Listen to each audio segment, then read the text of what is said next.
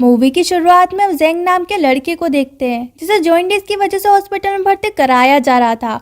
वो नींद में बड़बड़ा रहा होता है कि मुझे जॉब करनी है, मुझे जॉब की ज़रूरत है।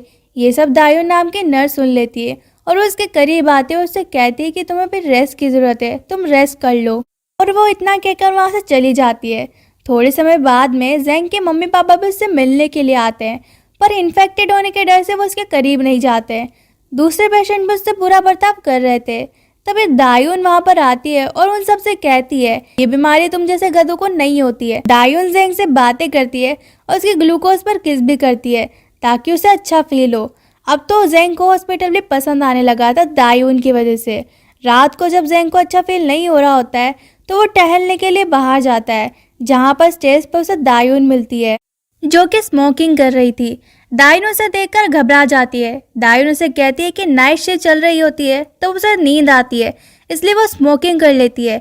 उन दोनों की कुछ देर बातें होती है और जेंग की नज़र दायून की रिंग पर जाती है और वो उसे देखकर नाराज हो जाता है। जेंग उसे पूछने वाला होता है लेकिन दायून उसे पहले ही बता देती है कि उसकी ग्रेजुएशन रिंग है। ये सुनकर तो जेंग बहुत ज़्यादा खुश हो जाता है क्योंकि उसे कंफर्म हो जाता है कि दायून अब सिंगल है। थोड़ी देर बाद वहाँ पर सीनियर नर्स आ जाती है जिसे देखकर दायून अपनी सिगरेट जेंग की तरफ करके उसे डांटने लगती है और उसे कहती है कि इस बीमारी में सिगरेट नहीं पीनी चाहिए। जेंग तो बहुत ज़्यादा कंफ्यूज हो जाता है और वो सोचता है कि वो ऐसा क्यों कर रही है, लेकिन वो उसे कुछ नहीं बोलता। अगले दिन दायून से माफ़ी मांगने के लिए आती है लेकिन जेंग उसकी इस हरकत पर नाराज नहीं हुआ था। फिर वो जेंग का खाना खाने लगती है और बातों ही बातों में उसका पूरा खाना खा जाती है और जब उसे एहसास होता है तो वो उससे माफ़ी मांगने लगती है और वो उसे अपनी तरफ से खाना खिलाने का वादा करती है।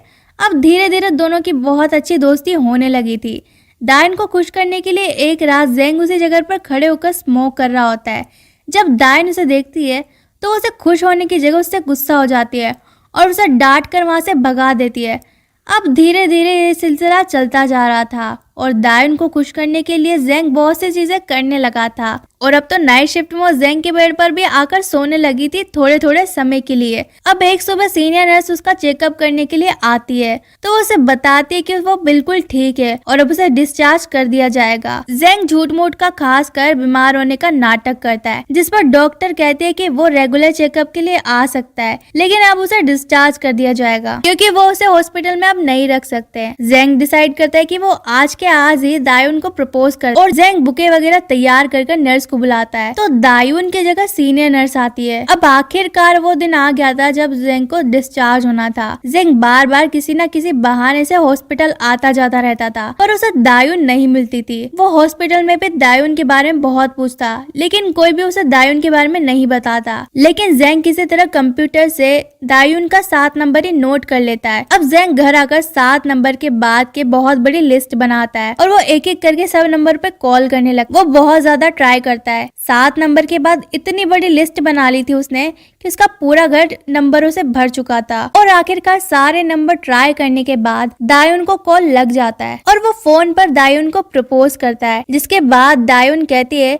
कि वो घर पे अकेली है और जेंग को अपने घर पर बुलाती है। जेंग तो ये सुनकर बहुत ज्यादा पागल सा हो जाता है और वो अपने पापा की कार लेकर दायून के घर पर तेजी से पहुंच जाता है और घर पर आकर वो दायून के पास आकर बैठ जाता है।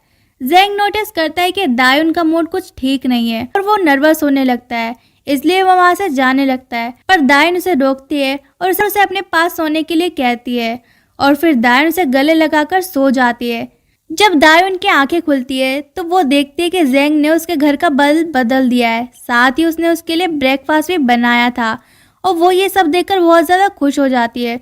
वो खुशी से रोने लगती है और उसे किस करने लगती है और अब वो धीरे धीरे मिलने लगे थे। साथ ही वो उससे मिलने के लिए हॉस्पिटल में जाने लगा था और उसके घर की साफ सफाई कर उसको खुश करने की बहुत ज्यादा कोशिश करता था। एक दिन वो देखता है कि दायून ने अपनी ग्रेजुएशन रिंग नहीं पहनी है। जब वो उससे पूछता है तो दायून उसे बताती है कि वो उससे कहीं खो गई है। जेंग उससे कहता है कि जब मेरी जॉब लग जाएगी तो तुम अपनी जॉब छोड़ देना। अब दायून एक दिन जेंग से बोलती है कि उसके पास जोजो ट्रिप के 2 टिकट है और वो उसे अपने साथ चलने के लिए बोलती है। फिर वो दोनों मिलकर ट्रिप की शॉपिंग के लिए जाते हैं दायुन दोनों के लिए मैचिंग टी शर्ट लेना चाहती थी, लेकिन जेंग को वो टी शर्ट फिट नहीं आती है, जिसकी वजह से जेंग बहुत ज्यादा उदास हो जाता है। अगले दिन जब जेंग एयरपोर्ट पर जाता है तो दायुन उसे अपने जैसे उसके साइज के मैचिंग शूज देती है। इसे देखकर जेंग बहुत ज्यादा खुश हो जाता है और वो कहता है कि वो अगले क्रिसमस आने तक अपना वजन कम कर लेगा, फिर हम दोनों एक ही टी शर्ट पहना करेंगे।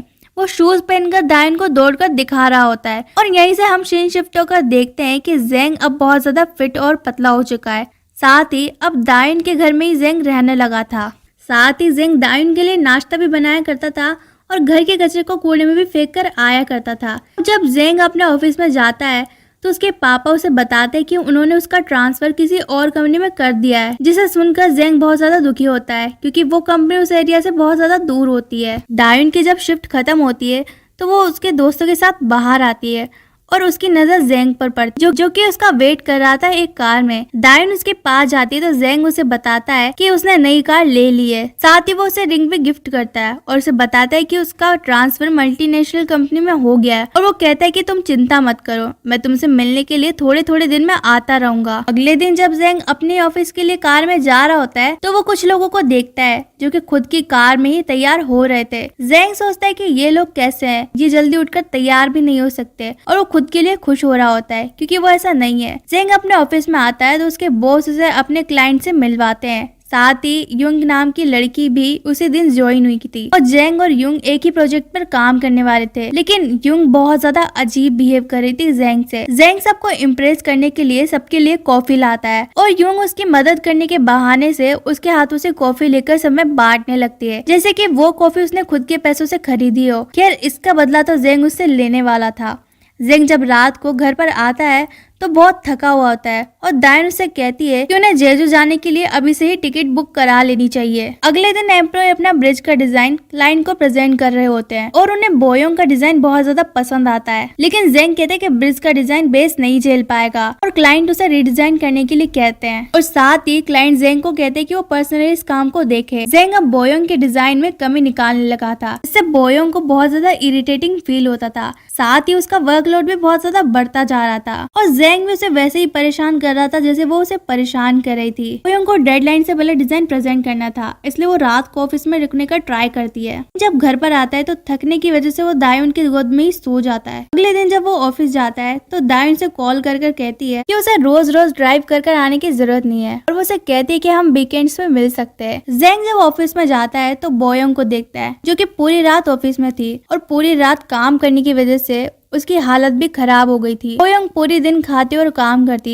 जेंग की उसकी हरकतें देखकर बहुत ज्यादा इरिटेशन हो रही थी और उससे बोलता है कि या तो तुम खा लो या फिर काम कर लो, ये कोई तरीका नहीं होता है काम करने का, और वो उसे सुनाने लगता है। ये सब सुनकर तो बोयोंग को रोना आ जाता है और वो कहती है कि ये सब तुम्हारी वजह से हुआ है, जिसके बाद जेंग उसके ब्रिज के डिजाइन को उल्टा कर देता है और अगले दिन बोयोंग का डिजाइन सिलेक्ट भी हो जाता है और सब लोग उनके काम की तारीफ करते हैं। बोयोंग भी अब जेंग से बातें करने लगी थी और वो जेंग को डिनर के लिए ले जाती है। वो दोनों खाना खा रहे होते हैं तभी जेंग को दायुन का कॉल आता है और वो उससे पूछती है कि वो उससे मिलने के लिए कब आ रहा है। वो कहती है कि उसे बहुत ज्यादा जरूरी बात करनी है। जेंग कहता है कि वो आज रात घर पर नहीं आ। जेंग कहता है कि उसे बहुत ज्यादा काम है और वो अभी अपने बॉस के साथ है और वो इतना कहकर कॉल काट देता है। अब एक दिन जब जेंग दायुन के घर पर जाता है तो वो उसे कचरा कूड़े में डालकर आने को कहती है। जेंग कहता है कि वो भी तो उसे कूड़े में डालकर आ सकता। दायुन कहते है कि वो बहुत ज्यादा परेशान है और वो थक गई है और थोड़े टाइम से उसके पीरियड्स भी नहीं आ रहे हैं। जेंग उससे कहता है कि उसने डॉक्टर को क्यों नहीं दिखाया। दायुन बताती है कि 8 घंटे की शिफ्ट के बाद उसे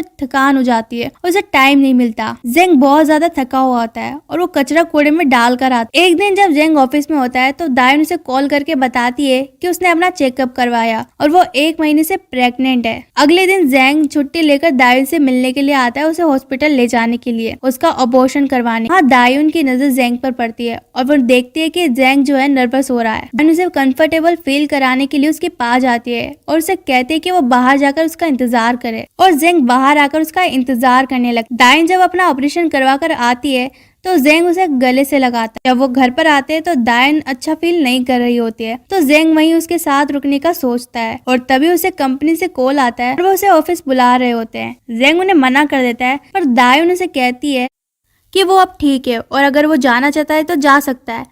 पहले तो जेंग ऐसे शो करता है कि वो नहीं जाना चाहता, पर दायुन के बार बार कहने पर वो ऑफिस जाने के लिए रेडी हो जाता है। दायुन को भी समझ आ जाता है कि वो नाटक कर रहा है और ना ही अब वो उसे टाइम देता है और ना ही उसकी परवाह करता है। लेकिन जेंग अब हर रोज दायुन से मिलने के लिए उसके घर आने लगा था। हर रोज इतनी लंबी ड्राइविंग करने की वजह से वो घर आकर सो जाता और सुबह ऑफिस चला जाता, जिसकी वजह से वो दायुन को टाइम भी नहीं दे पा रहा था। और ऑफिस में वो स्लीपी फील करने की वजह से ना तो काम पर फोकस कर पाता था और वो बोयोंग को भी इग्नोर करने लगा था। और अब तो वो भी ऑफिस के लिए कार में ही तैयार होकर आने लगा था। जब जेंग ऑफिस का काम कर रहा होता है तो बोयोंग उसके पास आती है और वो उससे कहती है कि आज वो उसे घर जाने नहीं देगी और उसे अपने साथ बाहर घूमने के लिए ले जाती है। और वो बोयोंग के साथ बहुत ज्यादा इंजॉय करता है। धीरे धीरे वो दोनों एक दूसरे के साथ बहुत ज्यादा टाइम स्पेंड करने लगे थे। एक दिन जब जेंग दायुन के साथ शॉपिंग करने के लिए आता है तो गलती से बोयोंग का नाम ले देता है। दायुन उसे पूछने लगते है कि ये बोयोंग कौन है। जेंग कहते है कि तुम्हें क्या लगता है कि मैं तुम्हें धोखा दे रहा हूँ, वो सिर्फ मेरे ऑफिस में काम करती है। दायुन कहते कि मैं क्या तुम्हें पागल लगती हूँ। जेंग कहता है कि अगर ऐसा होता तो मैं तुमसे रोज मिलने के लिए आता ही क्यों। दायुन कहती कि तुम मेरे इतने बुलाने के बाद आते और उसमें भी तुम मुझे थोड़ा भी समय नहीं देते। और उनकी बहुत ज्यादा आर्ग्यूमेंट हो जाती है और जेंग दायुन को घर पर छोड़कर वहां से निकल जाता है। अगले दिन जेंग जब ऑफिस में सैड बैठा होता है तो बोयोंग उसके पास आती है तो जेंग उसे किस कर देता है और अब वो दोनों इंटीमेट भी होने लगे थे और एक साथ समय भी बिताने लगे थे। जेंग ने दायुन से मिलना भी बंद कर दिया था और वो बोयोंग के साथ रहने लगा था। एक दिन दायुन उसे मैसेज करके पूछती है कि क्या उसे जेजू टिकट्स को कैंसिल कर देना चाहिए। तो जेंग उसे कहता है कि तुम किसी और के साथ चली जाओ। रात को कंपनी के बॉस अपने एम्प्लॉयज के काम कंप्लीट होने की खुशी में एक पार्टी रखते हैं जहाँ पर जेजू से रिलेटेड वो एक गाना गा रहे होते हैं। बोयोंग जेंग को बताती है कि वो थोड़े टाइम बाद आगे की स्टडी के लिए अब्रॉड चली जाएगी। बोयोंग वहाँ से जाती है। जेजू से रिलेटेड गाना सुन के जेंग को दायुन की याद आने लगती है। जब वो फोन खोलकर देखता है तो उसे पता लगता है कि दायुन जो है जेजू जाने वाली है। जेंग को लगता है कि दायुन उसका एयरपोर्ट पे इंतजार कर रही होगी और वो अपने ऑफिस में दायुन की रिंग लेने के लिए जाता है और रिंग लेकर वो एयरपोर्ट के लिए कैब में निकलता है। एयरपोर्ट पर जब उसे दायुन मिलती है तो उसकी तरफ भागता है और भागते भागते वो एक लड़के से टकरा जाता है और वो लड़का और कोई नहीं बल्कि मोटा वाला जेंग होता है। अब यहाँ पर बहुत बड़ा ट्विस्ट है तो ध्यान से सुनना। दायुन उनके पास जाती है और मोटे वाले जेंग को उठाती है। ये दोनों जेंग एक नहीं थे बल्कि अलग अलग थे। पतला वाला जेंग दायुन से 1 साल 7 महीने पहले मिला था हॉस्पिटल में, जब उसका पैर टूट गया था और हॉस्पिटल में एडमिट हुआ था और वो वहीं से ही रिलेशनशिप में आ गए थे और साथ रहने लगे थे। लेकिन जब जेंग दूसरी कंपनी में काम करने लगा था और दायुन को बहुत ज्यादा इग्नोर कर रहा था तब उसे हॉस्पिटल में मोटा वाला जेंग मिला था। और वो जब बोयोंग के साथ रहने लगा था तो दायुन बहुत ज्यादा अकेली हो गई थी और तभी मोटा वाला जेंग उसके घर पर उससे मिलने के लिए आया था, जो कि हमें पहले भी दिखाया गया है। और इसीलिए दायुन ने जब जेजू की जो टिकट्स करवाई थी तो वो पतले वाले जेंग के लिए करवाई थी। लेकिन जब उसने मना कर दिया था तो उसने मोटे वाले जेंग का जेंग नाम होने की वजह से उसके साथ चलने का ही फैसला कर लिया था। दायुन पतले वाले जेंग को पूरी तरह से इग्नोर करके मोटे वाले जेंग के साथ जाने लगती है। पतला वाला जेंग वापस से बोयोंग के पास जाता है और उसे ना जाने को कहता है और उसे दायुन की रिंग पहनाकर उसे प्रपोज करने लगता है। लेकिन बोयोंग उसे साफ मना कर देती है और यही जो है मूवी खत्म हो जाती है। तो गाइज आपको स्टोरी कैसी लगी, ये ट्विस्ट कैसा लगा, कमेंट में जरूर बताना। आगे भी ऐसी वीडियो लाती रहूंगी। तब तक के लिए वीडियो को लाइक करना और चैनल को सब्सक्राइब करना बिल्कुल मत भूलना। Bye bye.